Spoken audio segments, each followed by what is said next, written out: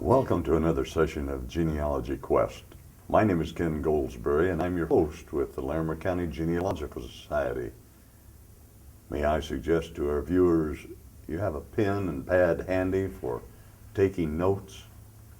Even though this program will be repeated throughout the month on this cable channel and also be available on our society's website at www.lcgsco.org. Today, our guest is Seal Damschroeder, who is a past president of our society, a genealogy instructor at the senior centers, professional researcher, and a regional speaker for different societies in our area. Seal will tell us about land records and how important these records are for genealogists. She will tell her personal family history story, we hope. And finally, I'll tell you about several exciting society events coming your way. Seal, welcome aboard again. We're glad to have you with us. I know that you have lots of great information to share with us today, and especially about the land records and maybe a few other things. Let's look at first, why would a researcher be interested in land records? Well, land records can, I think, number one, pinpoint a person in a particular place and time. Land records can be a substitute for missing census records, and they can also predate census. And if you find a family's parcel of land, it will lead you to other areas of research. For example, a nearby cemetery or a courthouse or a library. Other methods, perhaps the county seat. There is a nationally known author and genealogist, his name is William Dollarhide, and he said, about the time of the Civil War, 95% of men owned land. That is a big percentage for us to work with as far as our ancestors go. Sure. What information is found in a land record that would help researchers with their genealogy? Well, land records can actually pinpoint where perhaps a house was located on the property. There also can be family relationships shown. For example, a man could purchase land on his own, but when he sold it, he had to have his wife in on the process, so she would be examined by the officer of the court so that she would have her rights protected also. And very often, if land was donated to a son or an heir, the land records would say, for love and affection to my son so-and-so for the sum of $1. So the term $1 might mean that somebody is within the family that's receiving the land. Families very often moved west, and land records could show their movement westward. There would also be a variation of where people lived. In one land record, it could show where someone had once lived and where perhaps the grantor was moving to. Also, land was given by government for men doing military service, so that perhaps if you find a person who was in the service, you can do further research by looking at those records. One time when I was in Indiana doing some research and went to some land records, my great-great-grandfather and his wife, he died first, and the wife placed in the deed what was to happen to her and how she should be cared for. It was really her will, so to speak, and the children could have the land provided they cared for her. So they can have many, many things in those deeds. You're right. Well, I've heard of homesteads. What other ways could a family acquire land? Probably the most common would be if a person sold it to another individual. It could also be inherited from father to son or from someone in the family, or it could be a military bounty that was given as payment for military service. Very often, land could be received from the federal government. It could have been a homestead. It could have been a sale from the Cash Act sale of 1821. Could have been the Preemption Land Act sale of 1841. It could have been a Timber Culture Act sale. Congress passed many acts that would extend the Homestead Act also. What are some of the important facts to know about homesteads? The Homestead Act was passed in 1862 by President Lincoln, and there were about 2 million homesteads filed, but only about half of them were finished. You had the basic acreage was 160 acres. You had to be 21 years of age. A woman could also get a homestead. You had to be a citizen of the United States, or you had to have taken out your first papers or your papers of intent to become a citizen. You had to make improvements upon the land. You had to build some buildings, put up fences, make arrangements for irrigation, perhaps cultivation, and you had to live on the land for 5 years. After that time, you had to print up a notice in the local paper and have it run for 3 or 4 weeks and explain that you were in the process of proving up your land, and you had to have a witness testify to your good moral character and that you had lived on the land the appropriate length of time. Well, now you mentioned that there were so many acres. How is land measured? There are 2 systems. It depends upon what state you're in. The eastern states, 20 states that are basically along the eastern seaboard, are called the state land states because they were surveyed very early, and the state controlled surveying within each state's boundary. These states have a method called meets and bounds, which means measurements and markers. Besides the 13 original colonies, we had Maine, Vermont, West Virginia, Tennessee, and Kentucky. So there were 20 states that are measured by these meets and bounds. The other method of measurement is the rectangular survey. And the rectangular survey, they involve the 30 western states. And these states are basically west of the Ohio River. And the Land Act of 1785 to survey land in a logical and uniform method so that all land that they had purchased and acquired throughout the last few decades would be surveyed equally. You mentioned rectangular survey. What does that mean? Do they go by squares or rectangles or what? All land was surveyed in 6 miles squared sections, and all were equal.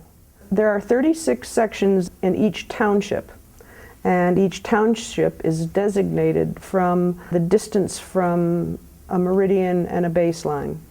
So the meridians and baselines fit into this picture somehow then.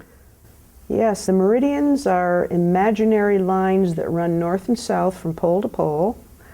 The first meridian that we had in the United States under the rectangular survey system was the eastern boundary of the state of Ohio. And in the 6th principal meridian, which runs through Kansas and Nebraska, is how we measure land here in Colorado and Wyoming. Baselines run east and west. These are lines of latitude, is that right? Baselines, yes, they run the same way. Oh, very good, very good. Well, you mentioned townships, and we hear the word range. And how do these work? What's the relationship between a township and a range? Land is measured from the intersection of a meridian line and a baseline. So that if you have the intersection of the meridian and the baseline, the townships are arranged from that intersection. The townships go north. They would go township 1 north, 2 north, 3 north, or again from that intersection, township 1 south, 2 south, 3 south. Now the meridians go east and west, so they would be range 1 east, 2 east, 3 east, or range 1 west, 2 west, 3 west. And those are the basis for measuring the townships. You mentioned section a while ago and so many acres. What was that again? I forgot. A township has 36 sections, and it's 6 miles squared. And they are numbered rather strangely, starting in the upper right-hand corner. The numbering sequence is in a wrapped around section is 640 acres. So a quarter section would be 160 acres, and that would be what a homestead would be. And so basically, all the pioneers, as they traveled across, they gradually would either homestead a quarter section or something like that. Would you show how to interpret or read a land description, like southwest quarter of the northeast quarter and so forth? It's best always to read it backwards, start at the end and go backwards. And I like to draw a little square with a dot in the center, and I visualize the last phrase, which would be, in this case, the northeast quarter. And in that northeast quarter, I would then go to the first part of the phrase and find what the southwest quarter of that one would be. Sometimes the description can get rather lengthy, and we have to be careful of the word "and." If that word is in the land description, that means there's more than one piece of land being described. You mentioned one land method of measurement. What's the other one? Meets and bounds. Meets and bounds, all right. Land was measured starting at a beginning point and going from point to point to point. And it used 3 categories. The direction, were you going north, west, east, south, and the degree from 0 to 90 in each of the 4 quadrants. And the third was the distance, not measured in yards or inches, but rather in links and chains and rods and perches, poles, etc. By the way, I think that meets is spelled differently than M-E-A-T-S, isn't Yes, it's M-E-T-E-S. it? M-E-T-E-S, all right. Sometimes the points of the measurement, one point would be, for example, a pile of rocks, or a stake stuck in the ground, or a slash on a tree, or a boundary on another neighbor's property, or the bend of a creek. So it was not an exact science, and very often the end did not meet the beginning. And so many paces from something, a rock or something like that, right? Give us an example of meets and bounds, would you please? Sure. I think I best read it for you, though. This one is dated 1851. It comes from the state of Vermont.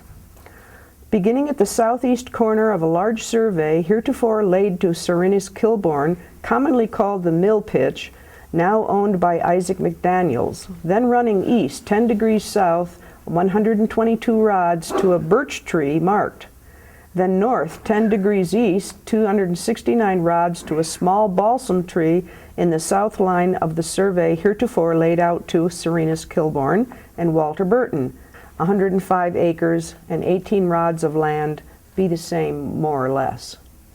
You know, that reminds me, that's really a reason why those people had to go to school and learn how to read, isn't it? It was difficult. It was so Unbelievable. difficult. Yeah. Unbelievable. Is there a difference in townships between the 2 systems? Does that confuse people? The townships, I think the biggest difference is between the shape and the name. In the east, the townships certainly did not have regular borders. They were very irregular, sometimes bordering on a river, a stream bed, a road, property. Each township had a name. And in the east, those 20 states, they also have a township governing body. There can be the town assessor, the town supervisor, the town tax collector. Here in the western states, the townships are very nice and neat. They're straight lines going with the lines of longitude and latitude, and they're all equal, all the same, and they have, instead of names, they have numbers. We are not aware of what township we live in for the most part, or what township we're driving through. We're more interested in the county or the city. Sure. Can you explain, there's some terms between chain and link, I understand, and how does that fit into measurement? A link is 7.92 inches. A chain is 100 links, or 66 feet. A rod, a perch, or a pole, which are all the same, are 16.5 feet. So these were measuring devices that the people used. Yes. I have this vision of a man dragging this chain through a forest or a swamp, you know, pulling it taut and measuring a distance. It's just amazing that anything got measured at all. Yes, yes. You mentioned a military bounty land. Would you mind going back and explaining that just a little bit? As an enticement for men to fight in the Revolutionary War and the War of 1812 and the early Indian Wars and the Mexican War, the states and the federal government promised men land. So after the Revolutionary War, men were given land in the western sections of those states. For example, the state of Pennsylvania, the western part of the state was not developed, so they gave their veterans land there. And Virginia had land that is now in the state of Kentucky and Ohio. So land was given as a reward for their service. The War of 1812, men were given land in 3 states, Illinois, Missouri, and Arkansas. After the Mexican War, this process stopped so that after 1855, no more bounty land was given. So it doesn't affect the soldiers of the Civil War. Well, if one deals with land areas and measurements, you must have to use maps as a tool. What are your favorites that you found in your research through the years? I like topo maps. The USGS 7.5-minute maps are wonderful. They are not only topographical, but they are so detailed. They show buildings, they show waterways, roads, cemeteries. They show how a town has grown since the last time they took an aerial view of it. They also show the ranges and the townships and the sections, which is good. And I like county and township maps for the same purpose. They also show the ranges, the townships, and the sections. Mm-hmm. But I think my favorite are plat maps. Plat maps have the name of the owner of the land right on the parcel of the map, and very often shows the acreage, how much acreage they have, and you get a visual of who their neighbors were. You bet. These maps are wonderful. They're fairly common. You can find them in the local clerk's office or perhaps an assessor's office, and I have found some done by some historical societies also. And you sometimes can find an old neighbor that's generations away that you have something in common and get a lot of history of the area. Mm-hmm. No doubt about it. Yes. You know, speaking of those types of things, I just read an email about Google Earth and them having the new system whereby you place a rectangle over the land and you can view it as it is today and know exactly what there was. So that's something new for the people to work with. Well, websites are especially helpful for researching land records. How does this work? There are several websites that are really super. The first one that comes to mind is the BLM website. They have over 5 million records that you can access from their website. It's land that has been sold to individuals from the federal government. And this pertains primarily to the 30 rectangular survey states. There are many images that are available on this website. Some date back to 1820. I like the Family History Library site.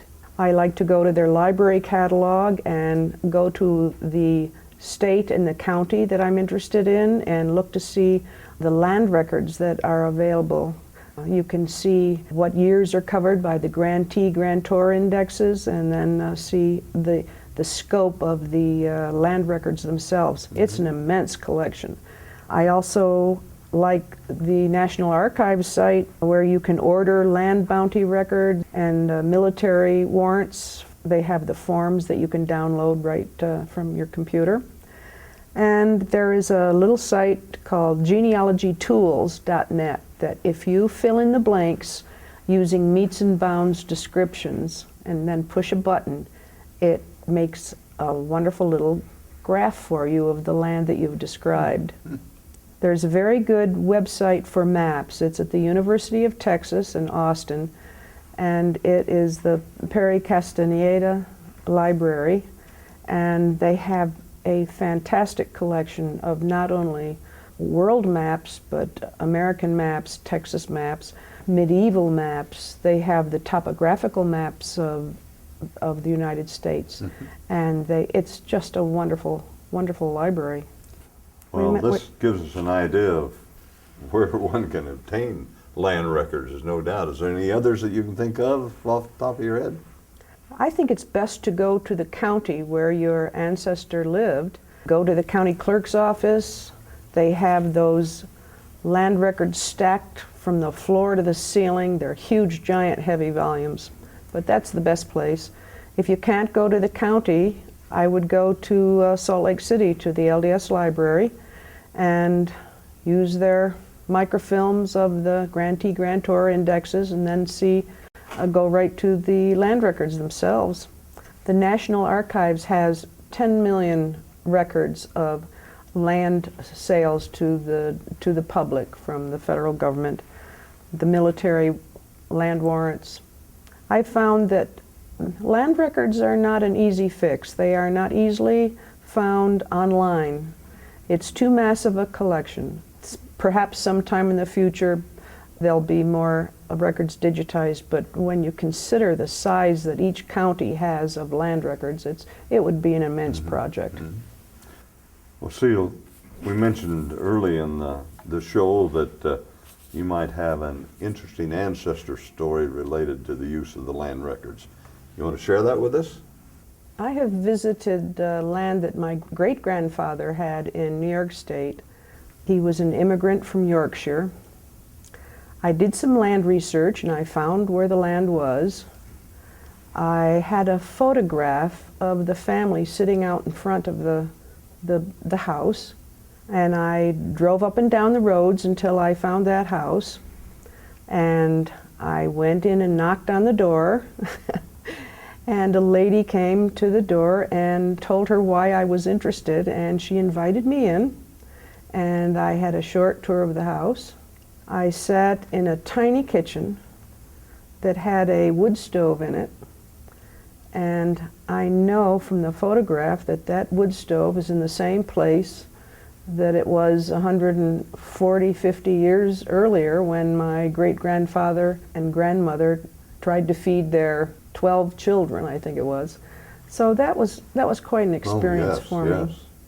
I've also stood in a cornfield in Nebraska and felt a connection to my ancestors who had lived on that land 140 years earlier, and I felt the desolation of the place, and I realized some of their anguish they must have felt when they had crop failures and dust storms and snowstorms and drought, and the locusts finally drove them back. So they went back to a safe place in Iowa where they'd been before. Oh yes, that's great. And that reminds me, I visited my great-great-great-grandfather's place in Indiana, and he obtained the last part of the Indian reservation that they homesteaded.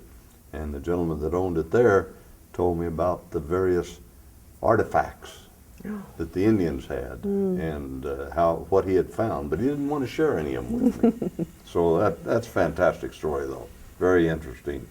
Well, you know, America is a country which has had a long and sometimes complicated history, of land purchases and acquisitions and so forth. And what are your thoughts about this? Our ancestors left the old country to come to America in hopes to find land for themselves. Studying land records gives you a wonderful sense of history of America. America was so land wealthy that sometimes there is an abundance of land. There is abundance of land records, and we have a near complete collection of land records in this country. No other country has had the love affair with land that America has had. Our ancestors left the old country to come to America in hopes to find land for themselves. And if they had their own land, they had self-worth. They could be respectable. They could be self-sustaining. Researching land records is probably one of the more difficult aspects of genealogy research. But if you've ever experienced the feeling of setting your feet on the soil that your ancestors plowed or worked, it's a feeling of kinship and connection that It certainly is. it's hard to beat that. Yes, certainly is. Seal, I see we're out of time. Thanks so much for joining us today and giving us the benefits of your land record information. We have several educational events coming this month at our society. Our general meetings are held on the third Thursday of each month, except in December. And our monthly meetings feature an experienced speaker who discusses genealogy or family history research. And the Family Tree Maker Users Group meets during the first week in each month, except during summer, to teach about genealogy software. We have several workshops and classes scheduled during the coming months.